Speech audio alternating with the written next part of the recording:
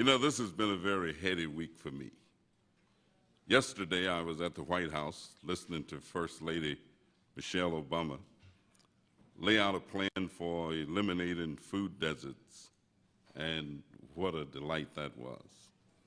And then here I am this morning with one of my favorite advocacy groups, First Focus, involved with the Children's Budget Summit, trying to help make the needs of children a national priority. Thank you, Bruce Leslie. Thank you, First Focus. Thank you, Melody Barnes, one of President Obama's key advisors. Thank you, Senator Patty Murray, the voice for children in the United States Senate. Thank you, Jill Hunter Williams. And thank all of you who have come this morning to participate. I'm pleased to join with you today to highlight the need for children to be valued as a national priority within policy decisions. The theme of this summit reminds me of the words of two great leaders whom I greatly admire. First, Supreme Court Justice Thurgood Marshall, who once said, "The measure of a country's greatness is its ability to retain compassion in times of crisis." The other was Dr. Martin Luther King, Jr., who said that the ultimate measure of a man is not where he stands in moments of comfort, but where he stands at times of challenge and controversy. During times of challenge, I firmly believe that the mantle of responsibility for caring for the poor and struggling falls squarely on the shoulders of government, not primarily on the charity of individual citizens.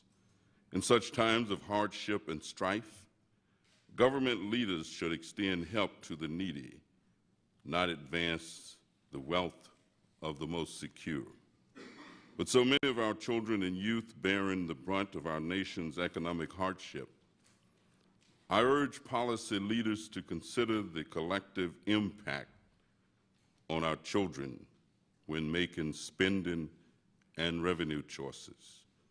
And I'm pleased that my office, we have initiated and are circulating a letter asking not only the President, but also asking our congressional leaders as we continue to debate the issues of raising the debt limit, of crafting a budget, that we hold children's welfare harmless and not enter into a discussion.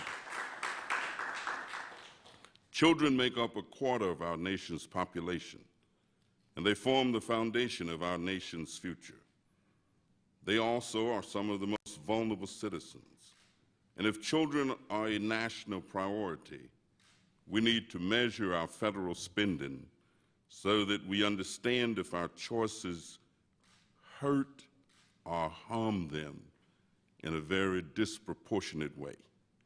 Without this analysis, policymakers and the public are limited in our ability to know how children fare in funding proposals, and we risk weakening the foundation on which our youngest citizens grow into our leaders of tomorrow. It is not sufficient to focus simply on cutting dollars.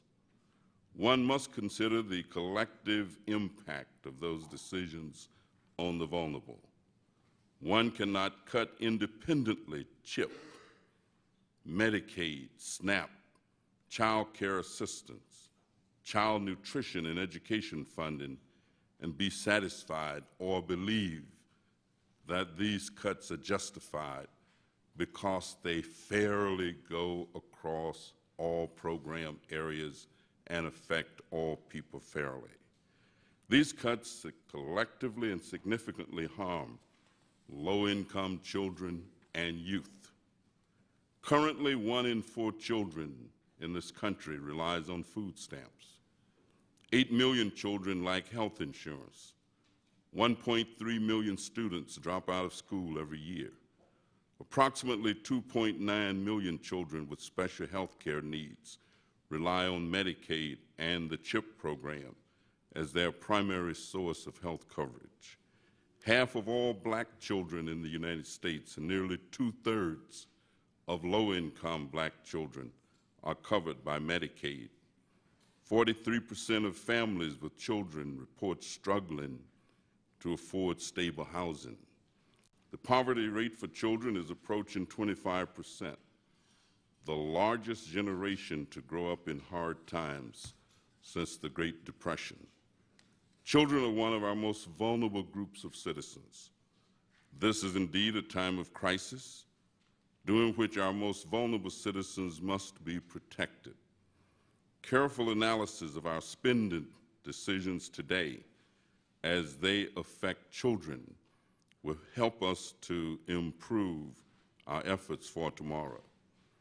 All of us must fight to protect children and youth who need the government's help to weather the extended storm of economic hardship. Oftentimes when I think of children, I think of one of my favorite songwriters, a fellow named Marvin Gaye. And I close with something that he wrote. Marvin Gaye asked the question, who really cares to save a world in despair?